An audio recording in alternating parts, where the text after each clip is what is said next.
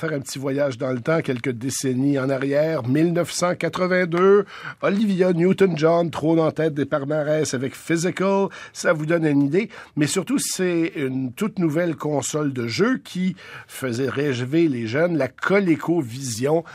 Jannick Tremblay, c'est votre époque, ça. C'est en plein mon époque, je peux vous dire.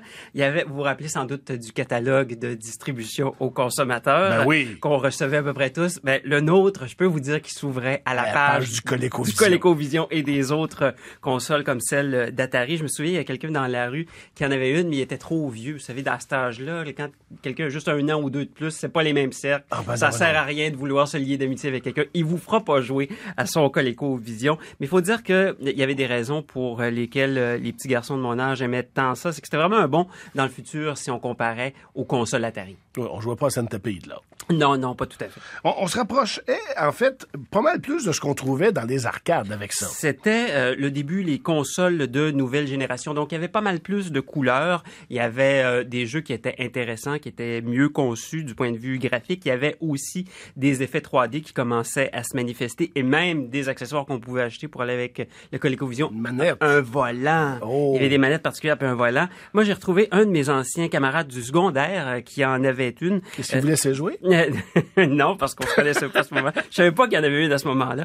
C'est Serge Potvin, je l'ai appris sur Facebook, qui est aujourd'hui directeur du marketing chez Exceldor en banlieue de Montréal. Donc, on y retournait ensemble 32 ans en arrière.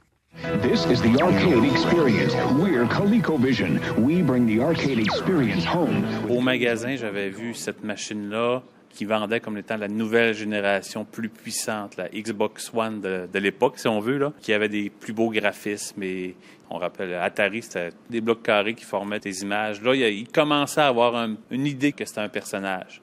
Le jeu qui venait avec le Coleco, c'était Donkey Kong.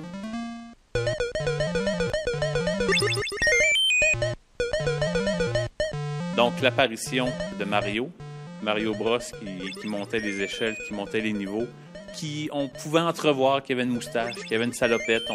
On réussissait à l'imaginer. Puis nous, moi et ma sœur, on s'est acheté chacun un jeu. Dans mon cas, c'était Zaxxon. Un vaisseau qui, dans une espèce de décor 3D, je pense que c'était un des premiers jeux qu'on voyait vraiment une vue par le 3/4 en élévation. Là. Ton vaisseau, tu le déplaçais latéralement, mais en hauteur aussi. D'habitude, à l'époque, les jeux, c'était juste du 2D. Là, on avait vraiment une petite impression de 3D. Il fallait passer par-dessus des murets.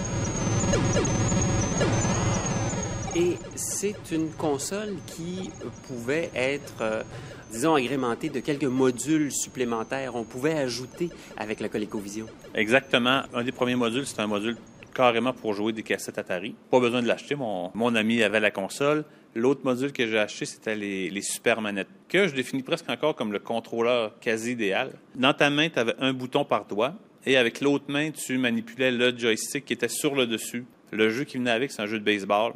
Un jeu de baseball, probablement un des jeux où on a le plus joué.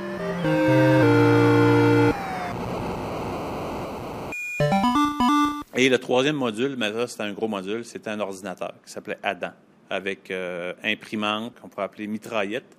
C'était une espèce d'imprimante à marteau. Quand l'imprimante partait, la conversation était terminée, très, très bruyante.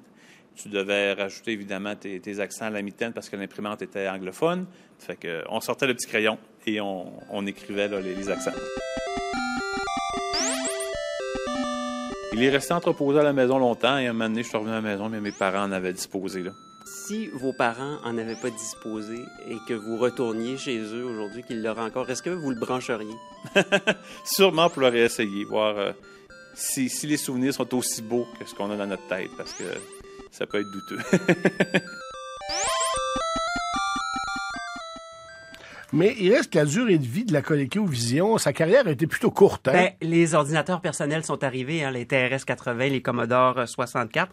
Serge Potvin, lui, l'a quand même eu pendant tout son secondaire. Il a appris à programmer là-dessus. Si vous avez des souvenirs liés à la ColecoVision, allez donc les écrire et les partager sur la page Facebook de l'émission. Merci beaucoup, Jannick Tremblay. Je vous en prie.